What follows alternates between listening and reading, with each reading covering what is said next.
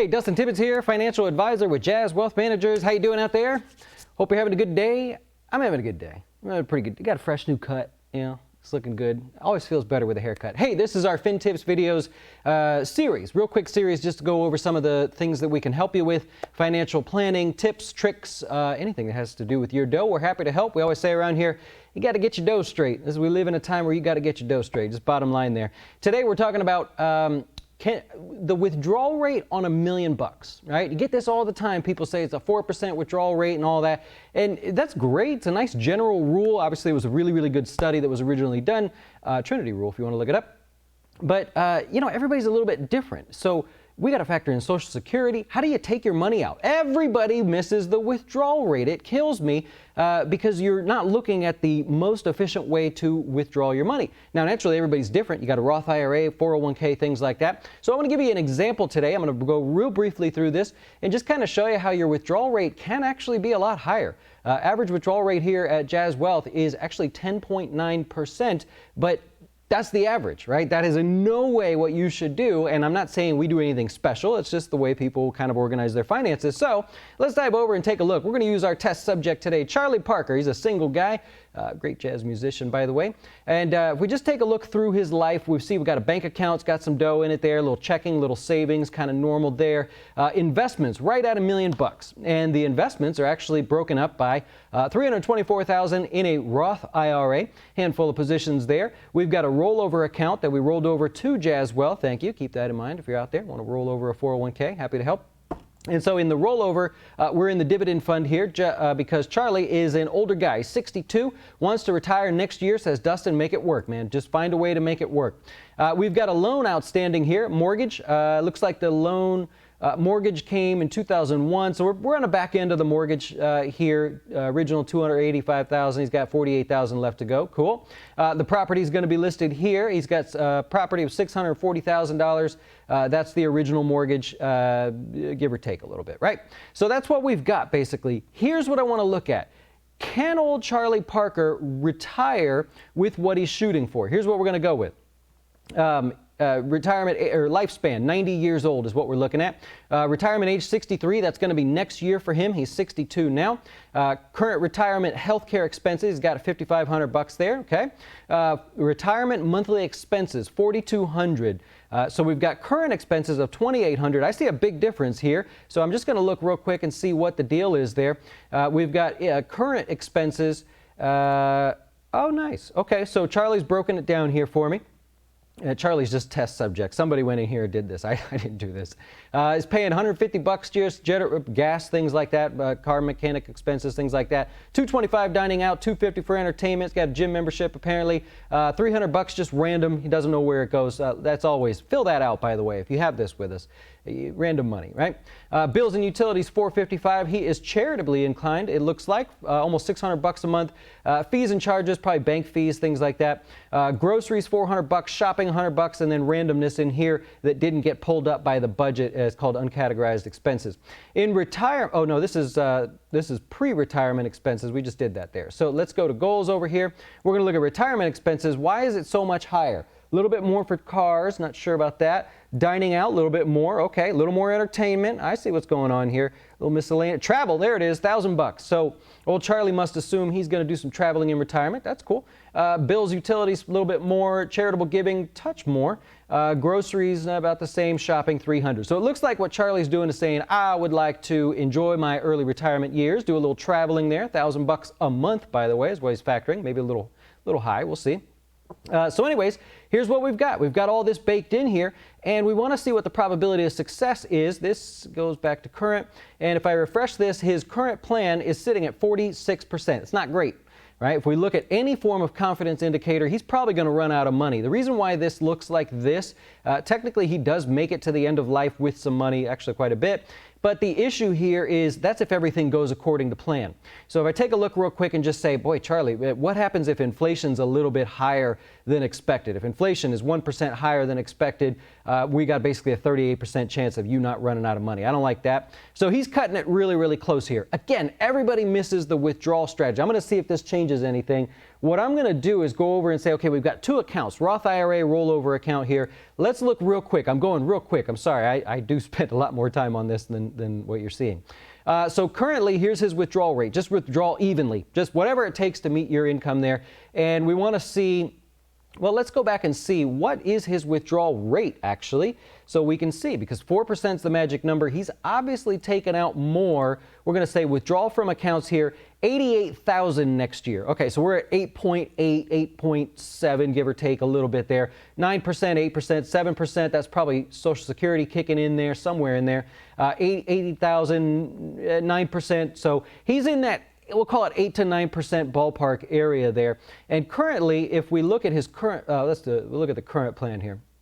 So we look at the current plan, it's the same, 8 to 10%, give or take, right in there is his withdrawal rate. So what we want to know is, does he have money at the end of his life here?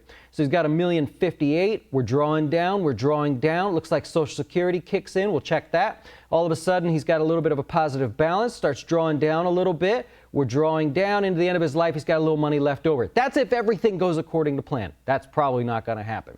So what we're going to do is we're going to say, first, can we take from your accounts in a more efficient way? So I'm going to come down here. We're going to say right now he's taken from his accounts very much evenly. Let's check if he just, it's the same thing. Let's go over here and say taxable, tax-free, then tax-deferred. Nope, we don't want to do that. That accounts for less money. We're cutting it close as it is. We don't want to do that. What if we take from the taxable account, then go evenly across there? That's more like it. 128,000 more. It's not a lot for him anyways.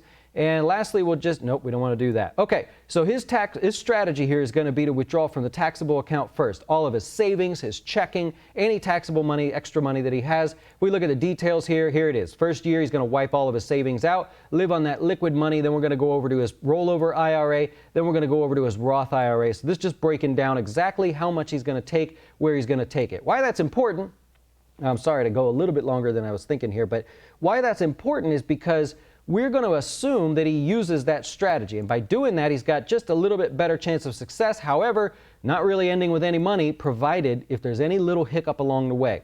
Next thing I'm going to do is say Social Security. We've got some flexibility to take that at the optimal strategy. Does that help at all? Not really. It's not helping him out there. So we got just a small uptick in retirement. Now what I want to do is I want to go and see those cash flows. I want to see the dollars coming out of his accounts here. We'll go over to accounts, withdrawal from accounts. What is his withdrawal rate with the new sort of quick things that we added in there? Not much by any means there. So it goes down a little bit. 8%, 9%, 8%, 7-ish, going up back to 8%, 9%, all the way up to 13% at the end of his life. Here's the thing. I don't think he'll spend $1,000 a month in his 80s, right? So that's probably something we could adjust. We could say on average, you are not going to spend that $1,000. Let's back it down here. Let's just go down a couple $100 here, maybe $36.50, and just see if the average that he spends is a little bit less. Probably that's very helpful. Okay, now we're ending with some dollars here. But just to be safe, I'm going to go back. Let's put it the way it was. I want to show the withdrawal rate. That's the focus today, the withdrawal rate on $1 million. So cash flows here, proposed plan, accounts, we're going to go to account balance, ending balance, and we're going to see what happens here. Ending balance by account. So with the proposed plan, we've got $1,060,000, $62,000, $1,067,000. Okay, so we've got a building account. This is with an 8 to 10% withdrawal rate, assuming everything goes fine, right? I don't think everything goes fine, but we've got some cushion to work with here with the money that he has at double what everybody tells you to do. Now, I clicked on the wrong thing, but if we go to stress test here, let's just say that markets crashed by 20%. That's not a crash really, so I'm going to go to 30% on that. We're going to say inflation's just a tick higher than there. Social Security reduced just a little bit. Let's say he lives a few years older than he will be, doesn't get quite as much returns. Let's go 3% less than expected. Taxes higher, but I don't know that that's the case. But let's go 20% there, and healthcare, we could probably just say that's going to be higher as well. So I'm going to refresh that and just kind of see. This is breaking it down by each case here. Here's the baseline, in other words, what we would see on the other screen. Doesn't go down much, but if we're looking at all these changes here, okay, now we've got something to stress test, right? Put a little bit of pressure on his plan here. We go to accounts, ending balance by accounts. And there we go.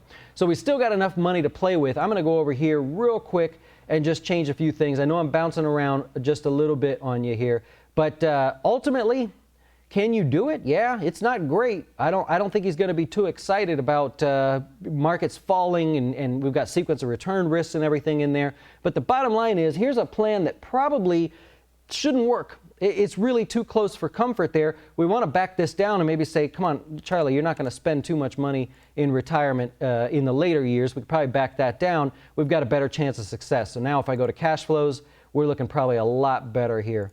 And again, I know I'm going quick through this, but look at the change in the balance there. Now he's got a chance to build up. He's ending with some sizable money there that can be pulled away by taxes, be pulled away by inflation, things like that. So withdrawal rate of 4%, don't just do that, right? Number one thing that bugs me is the sequence of return risk. If you're withdrawing on the way down, you're going to end up with less money in the long run. That's eating you up in the long run there. Also, RMD's got to be factored in. That was shown on that chart there just a second ago. But even at an 8% withdrawal rate, you know you can make it, right? Charlie can back down on some of this stuff and still survive. Maybe not be as glamorous as he was hoping, but he's got plenty of room to go up to that 8%, 9% area in there. And what we even probably want to do is factor in some Roth conversions before he does his, before RMDs kick in, by the way. So definitely something you want to look at. Withdrawal rate, don't just fall for the 4%. You want to know those numbers there. 10% is too much for him. It's not going to work out. But anything in that 8 to 9%, even if he wants to just safely say 6 or 7%, he's good to go, man. So hopefully that helps you there. Quick model. Again, I went through this briefly. It's supposed to be a short video. But let me know if that helps, right? What can we model for you to take a look at some of the general advice you're giving out there? How does it play out in real life?